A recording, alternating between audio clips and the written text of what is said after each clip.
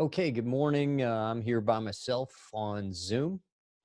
Kind of lonely, but I got some past warriors, as you can see in the background, here with me, and that always gives me a lot of power.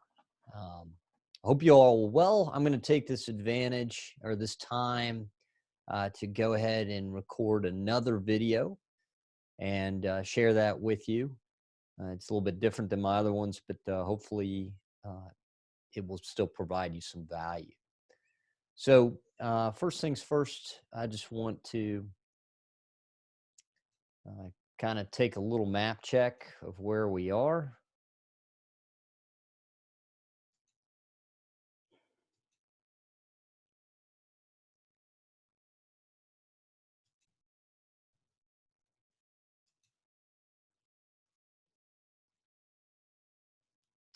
So, solo drive submissions are due tomorrow at 10:45. That's Friday. And then looking ahead to Sunday, we'll have Pearson validation to Bravo due. And then the cut line denotes the next week. Um, the most significant change is that we're going to have to go to what I call mandatory Zoom at least on Tuesdays. And that's just because I'm not able to keep up with the production of videos that are quality and the way I'd like them to be. And that's just the way it is. So we'll do a mandatory Zoom that will resemble very much like normal lectures. I'll try to make them as entertaining as I can. And the topic of Tuesday will be economic order quantity. And that'll be our first venture into inventory. And then a week from today, I put TBD, that stands for to be determined. I still haven't determined in my mind what that's going to look like. It might be a reverse solo drive, so I'd give the solo drive quickly after the Zoom session on Tuesday, the 24th. And then the idea would be that you would work it and then come in and we'd see how you're doing. Um, but we can see kind of how that is today. I'm here, the lone warrior, which is fine. Or we do some kind of we drive, and I've got to develop what that looks like. I have the ability on Zoom to put you into, subdivide you into rooms, kind of squad rooms type of thing. Um, so we have a lot of options we can do there. And then not this Sunday, but a week from Sunday at Billy Idle time, we've got all the Pearson due. So the remaining homework, if you choose to participate in the extra credit, that is due as well. Everything that has to do with Pearson for rock block number 2 would be due that Sunday, March 29th at 11:59 p.m. And then a week after, we'll go have a prep session, still figuring out what that looks like, and then we'll have an exam. And depending on what happens, we'll kind of drive what that looks like. So if you've got any questions on what the short term, near term possesses, just come up on email or come up today if you're out there and let me know. So the one question I got from a warrior in the last 24 hours was, and really a couple, I could tell that was the question, whether they knew that was the question or not. And I do think this is really the $1 million question when it comes to what we've covered thus far in this block is which method do I use? How do I know which method to use? So I'm going to go to my handy dandy whiteboard here.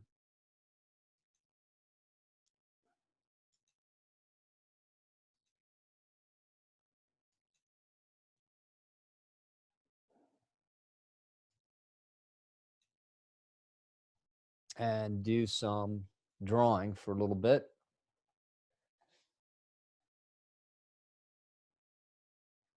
So the question is, which method do I use? Well, it depends. Really, we could look at a couple big buckets, get a thicker line. So if our data is doing something like this, it's headed up.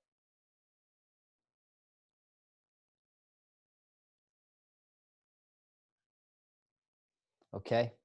And let's say these are time periods. And so that graph would look something like this. Well, then we know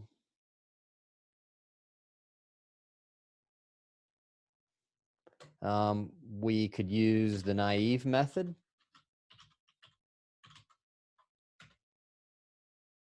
We could also use an exponential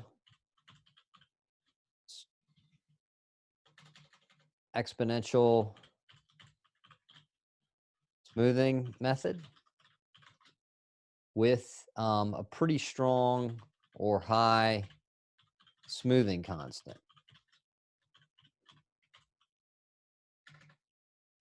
Or we could use regression, also known as trend projection. And in this case, we would call it linear progression or linear regression because we have time as a variable down here. So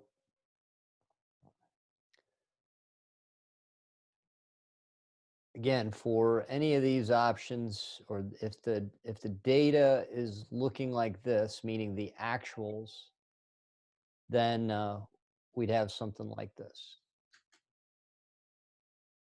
Had somebody and they're gone.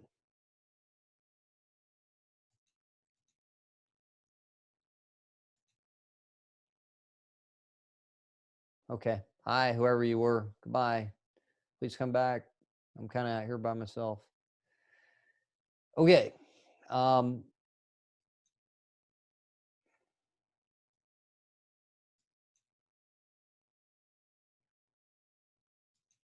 Now, let's say the data does something else where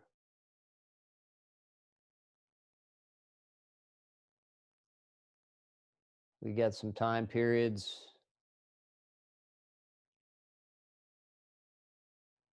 and we have some kind of thing where we have it going 100, 400, 200, 500, 300, and 600. And so that would look like something like this.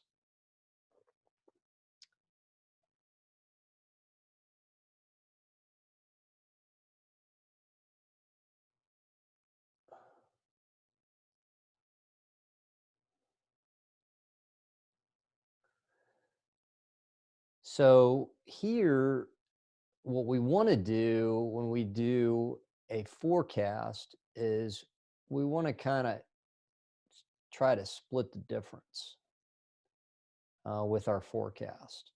So we want to kind of shoot in between these highs and lows. And so we don't want to try to shoot at necessarily the low or the high. We want to shoot in between it. And the reason for that is that you might say, well, why don't we want to shoot right at it? Well, because we know it's going to change again, but we know it's going to change with this kind of pattern.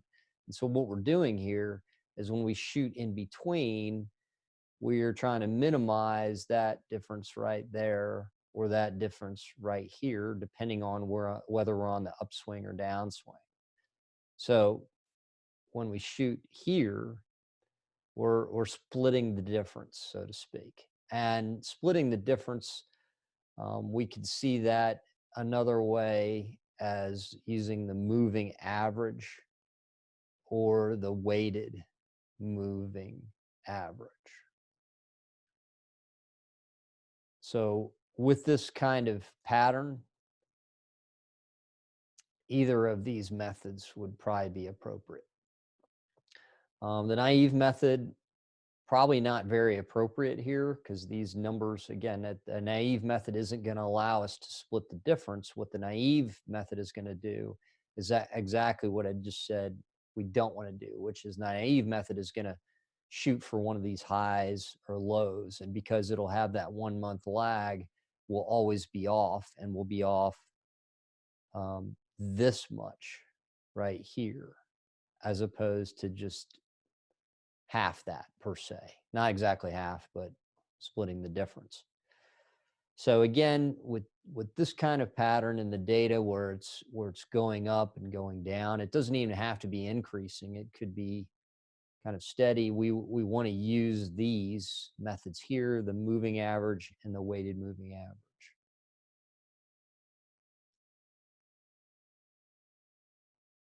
Let's go back to regression real quick. So we talked about regression,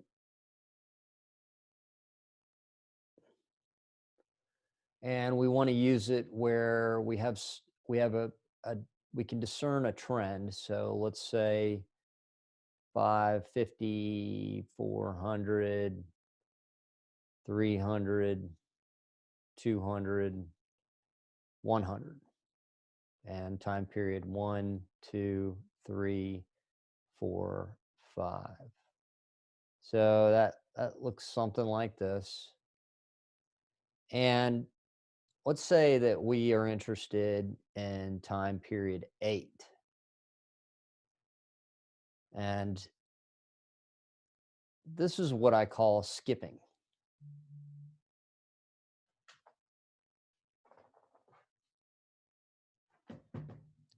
So we're skipping time periods here. We're not projecting for time period 6. We're not projecting for time period 7. We are projecting for time period 8. And the only method that we can employ to do this is regression.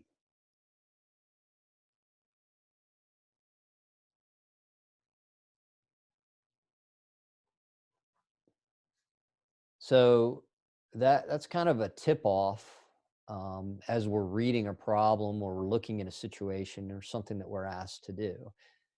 Does First of all, does the data have some kind of trend, either upward or downward, as we've defined it?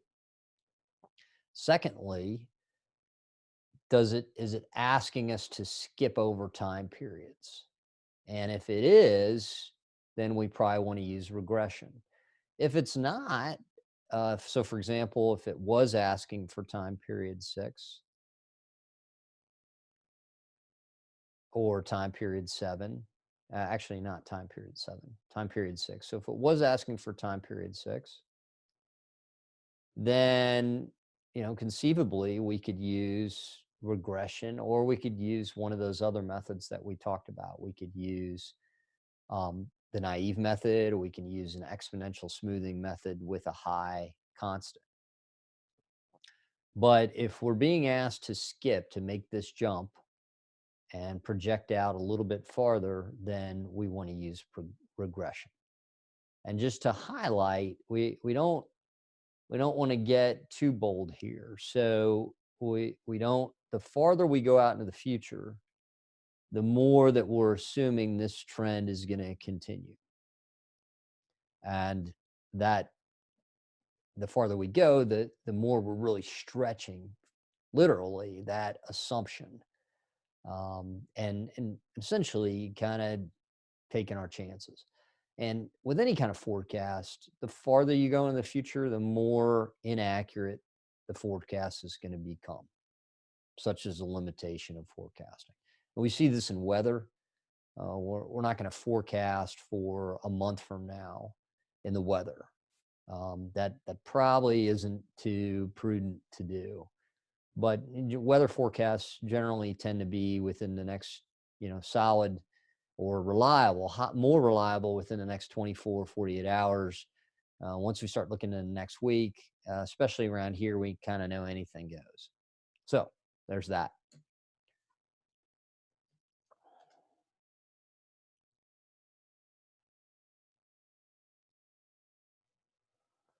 Seasonality. So when we're looking at seasonality, we are looking for something that looks like it's following a seasonal pattern. So let's suppose these are quarters. Well, if these are quarters, then that cut line right there is the year. And so for something to follow a seasonal pattern, we should see the same pattern reflected uh, from 1 through 4, quarters 1 through 4, and then quarters 5 through 6. So if quarter one is October, November, and December, and quarter 5 is January, February, and March, we should see the same kind of numbers. So let's just say that we have something like this: 700, and this is 750. And then maybe we have 500, and this is 550, and this is 400, and this is 420. And then we have 200, and this is, I don't know, 120. So we can see that these patterns, this pattern here,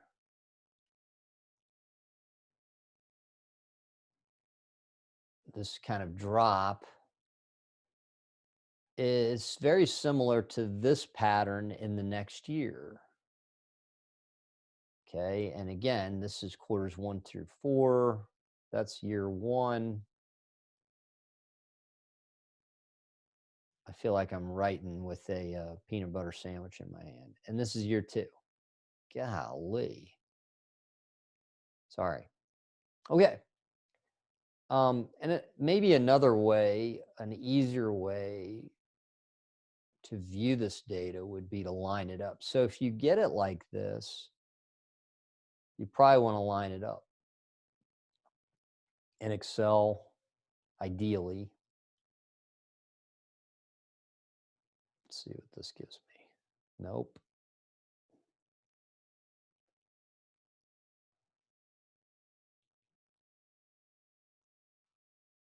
Nope.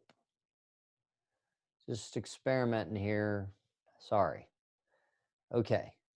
So I want to do something like this: 700, 500, 400, 200. And then I want to take these numbers and line them up next to them: 750, 550, 420,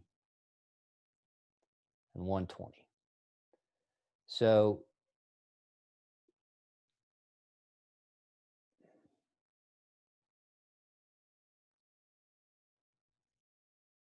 and this is essentially quarter one of the year. This is quarter 2 of the year, quarter 3 of the year, quarter 4 of the year. Now, granted, this is the 5th quarter of data that I have, but it's occurring in the first quarter of the respective year, this being year 1 and this being year 2. And I think this critical step of rearranging the data so that it makes sense. I'm just going to get this out of the way. This critical step might have been a step that threw some of you off, and it happens. Um, but this is overall a seasonality problem. Okay, so some cues or some indicators that this is a seasonality problem. So we have a seasonal pattern. This quarter, both the first quarter of a respective year, and then it drops from there. These numbers don't have to be the same or any, close. But we just have a drop. We have a drop, and so it conceivably in year 3 it's probably going to go back up again and then go down. So for this entire approach to forecast for year three by quarter, we would use a seasonality approach.